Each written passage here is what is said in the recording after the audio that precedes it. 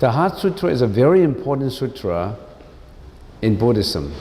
So let's start it now.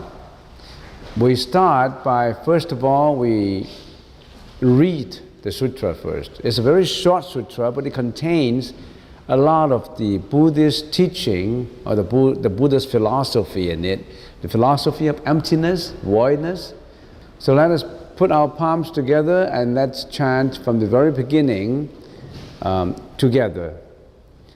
Prajna paramita Hridaya Sutra, the Heart Sutra of perfect wisdom. Avaloki Tesvara Bodhisattva, when practicing the profound Prajna paramita, perceived that the five skandhas are empty and thereby became free from all suffering. O Saraputra, form is none other than emptiness. Emptiness is none other than form.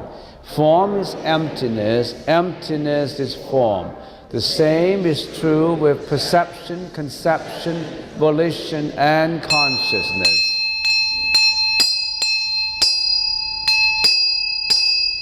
O Saraputra, all dharmas are characterized by dependence upon causation. They are neither created nor do they perish, neither defile nor immaculate, neither increasing nor decreasing. Therefore, in emptiness there is no form, no perception, no conception, no volition, no consciousness, no eye, ear, nose, tongue, body or mind, no form, sound, smell, taste, touch, or object of mind, no realm of the eyes up to no realm of consciousness. No ignorance, nor its extinction up to no age and death, nor the extinction. There is no suffering, no cause of suffering, no extinction, no path, no wisdom, and also no attainment, because there is no object to be obtained. The Bodhisattvas, through practicing Prajna paramita, have no obstacles in mind. Having no obstacles, they overcome fear, liberating themselves forever from delusions, ultimately realizing nirvana. All Buddhists of the past, present, and future, relying on Prajna paramita, attain anuttara samya sambuddhi. Therefore, one should know that Prajna paramita is the great supernatural mantra, the great, bright, unsurpassed, unequaled mantra, the destroyer of all suffering, the truth. A mantra of Prajna paramita should therefore be proclaimed. This is the mantra. Gade, Gade, Bragade, Brasam Gade, Bodhi Swaha. Put your palms down. So this is the Heart Sutra or the Hridaya Sutra. The word Hridaya is a Sanskrit word, a classical, ancient Indian word meaning heart. Hridaya means heart. Now, in this session, what we will do, we want to achieve something. We want to explain the title of the sutra. The title of the sutra is Prajna Paramita Hridaya Sutra, and translated into common English, meaning is the Heart Sutra of perfect wisdom. So what's the meaning of Prajna Paramita Hridaya Sutra? That's a Sanskrit word, Sanskrit pronunciation, classical Indian language, spoken at the time of the Buddha. Prajna Paramita Hridaya Sutra in the Chinese language is paramita sin jing. The Buddhist teaching was originally written in Sanskrit, and then for this thousands, 1,600, 1,700 years, many of the sutras were translated by student monks who traveled all the way from China to India and learned philosophy and brought back sutras and set up translation academies to translate all the sutras. Why is the Heart Sutra important in the studies of the Buddhist teaching? Why is it important that we have to study it? The Heart Sutra is the summary of the Diamond Sutra. And the Diamond Sutra is a summary of another longer sutra, the Prajna Paramita Sutra, Great Perfection of Wisdom Sutra, Da Bore Jing, which contains 600 volumes, the last substantial translation of the most venerable Xuan Zang of the Tang Dynasty of China, circa 640 AD, which is about 1,500 years ago, 1,500 years ago. So Xuan Zang spent 17 years in India. He traveled from China to India 1,400 years ago, and the trip took 3 years to travel through the Himalayas, through the Silk Road, very dangerous road. Many monks travel at that time just to study in India, and many of them lost their lives without reaching India.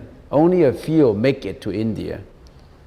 Among the few who make it to India is Xuan Zang, and he spent the most time in China, 17 years. He didn't know any Indian language. He didn't know Sanskrit, he didn't know Pali, and he didn't understand the culture of India. But then he spent 17 years as a foreign student studying in India in Lalanda Monastery. Lalanda Monastery still exists now. It is called Lalanda University.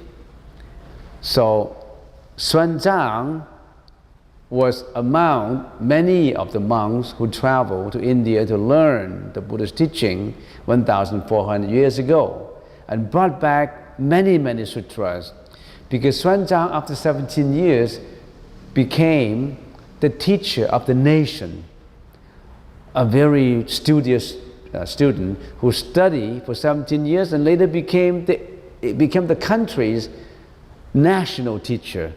The King of India made him the national teacher, the national master. But on many requests by Xuan Zang wanted to bring back sutras to China because that was his original intention. His original intention was not to become the national teacher of India. His original intention was to bring back sutras to China. So he expressed that to the king, and the king finally granted his request and sent a whole troop back with him.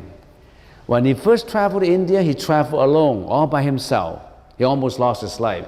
He wrote an autobiography about his travel, and his autobiography was translated into 23 languages, and it was also written in English, translated in English. You can always get that. Read about his autobiography, about the whole time about his travel.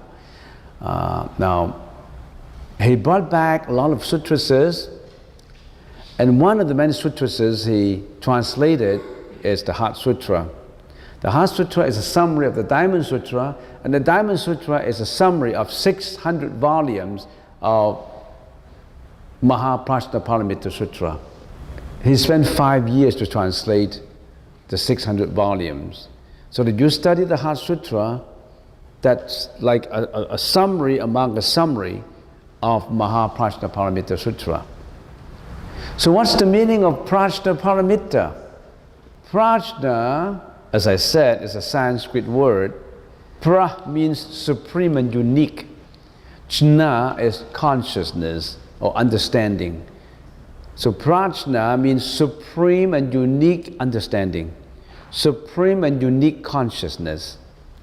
So when we talk about supreme and unique consciousness, that is not just of average intelligence of the world, it is about wisdom of the world.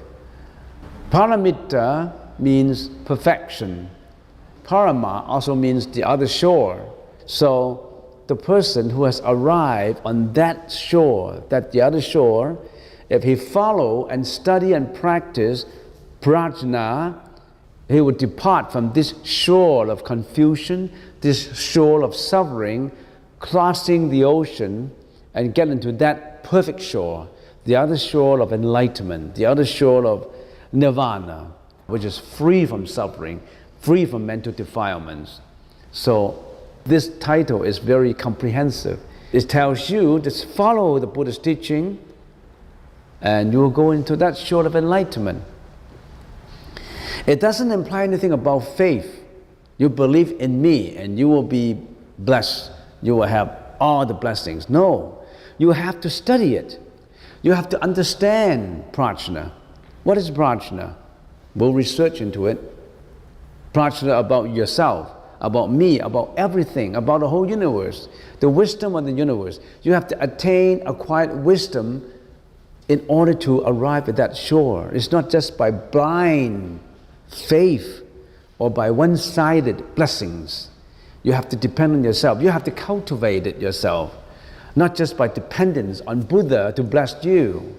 You are the master. You have the Buddha within you. You have to discover that Buddha within you. The Buddha already have discovered the Buddhahood within himself, and he want you to explore it, not just blindly believe in it. So that's Prajna paramita. Prajna is not the same as intelligence. Prajna is wisdom. Why didn't Xuanzang, the Chinese monk, translate that as intelligence or wisdom? Why did he want to maintain that word prajna and not translating it? There's a reason for it.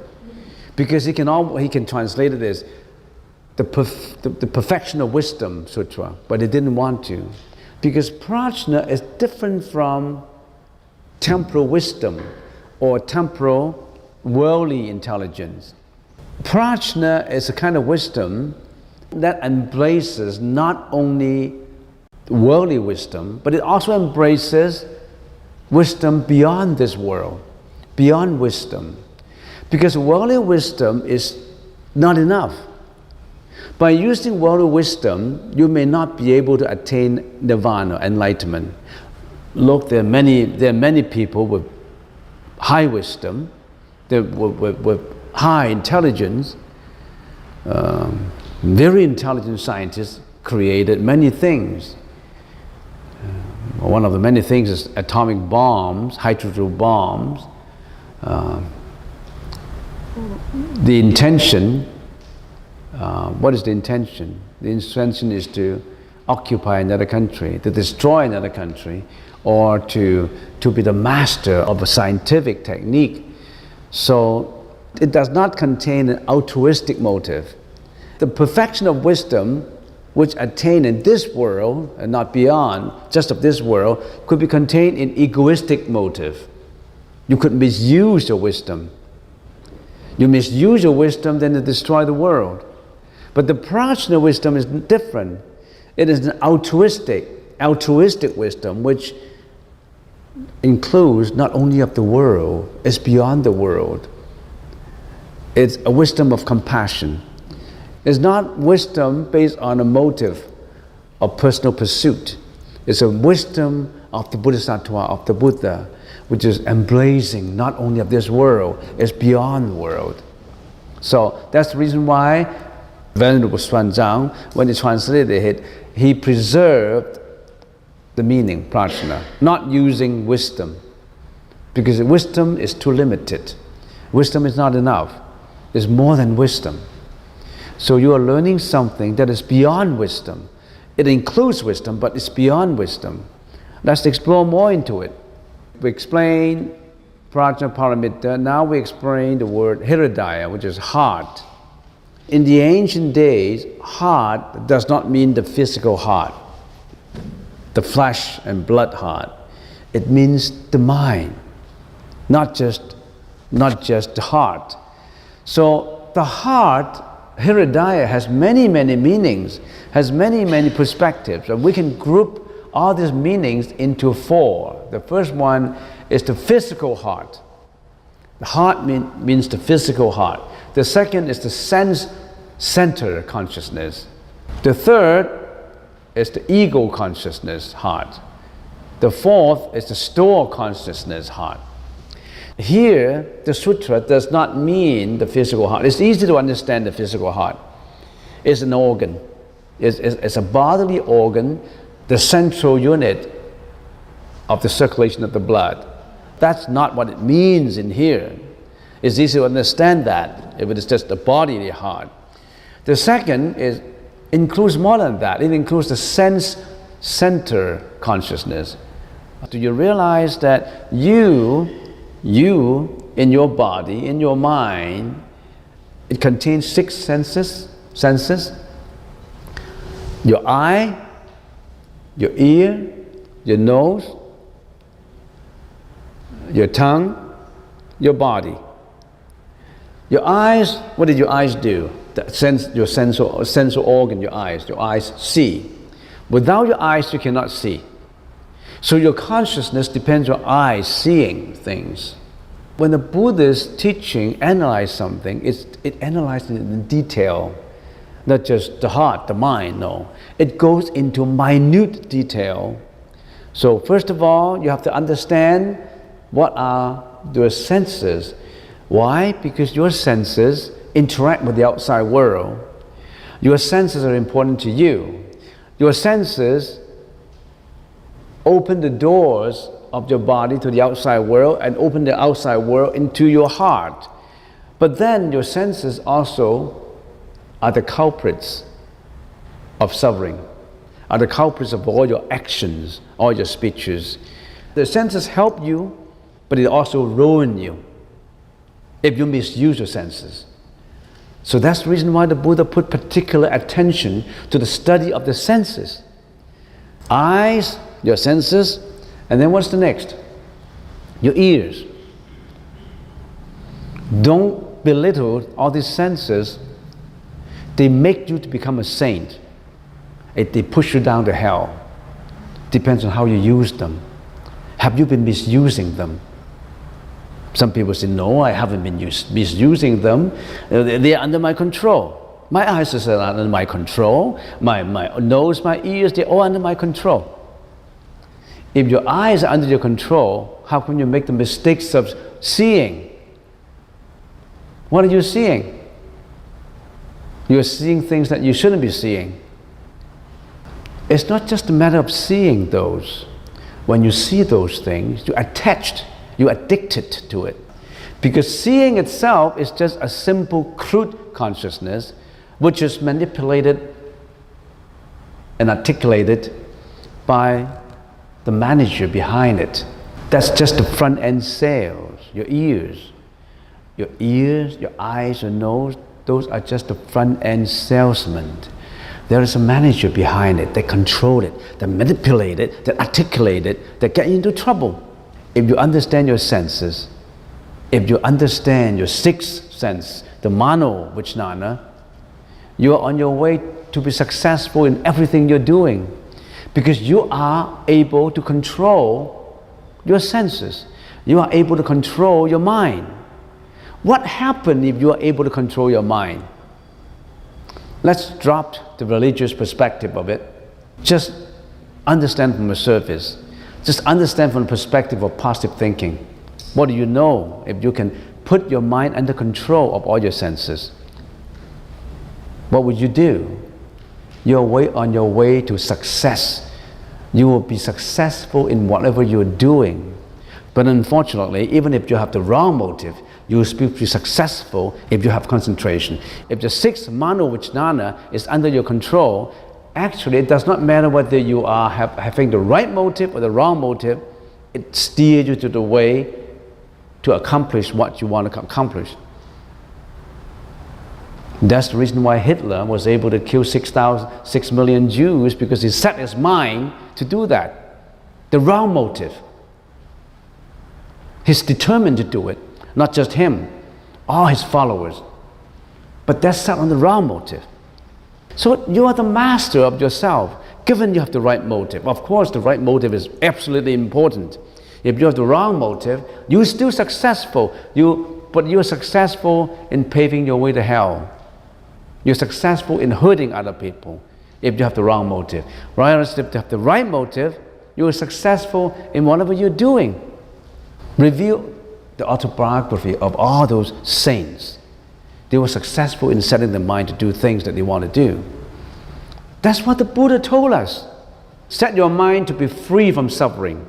Set your mind to be emancipated from your mental defilements. Set your mind to be free from your jealousy, your hatred, your violence, your greediness, your disappointment, your depression. So this is just the beginning of a session.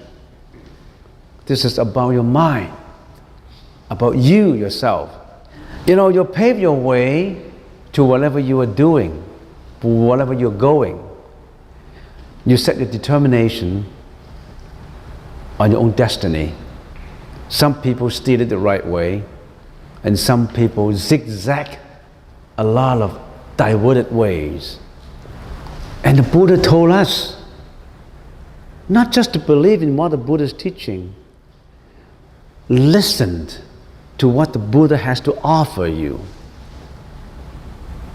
It's about yourself, about how you can improve your life, how you can get out of suffering. Not just about getting out of suffering all through yourself, how to help others to be emancipated from suffering. That's the Bodhisattva's approach.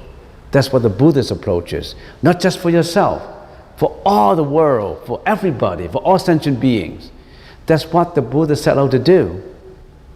That's why the Buddha was born 2,600 years ago in India, the center supposed to of the universe, and spread out what he found. He didn't create all these things. He didn't invent all these things, all this philosophy. He found it. He found a key to look for this treasure where people can enjoy, the treasure that leads you to nirvana. He found a key to it, and he showed you the key, the map. Are you willing to walk your path? I haven't seen any treasures that are more valuable than the Buddhist teaching. You don't believe me? You just research into Google. It's all there. There's a lot more I have to tell you about the Buddhist philosophy, about yourself, about your mind, about how you can get better, how you can improve yourself. And I'll leave it to the next time.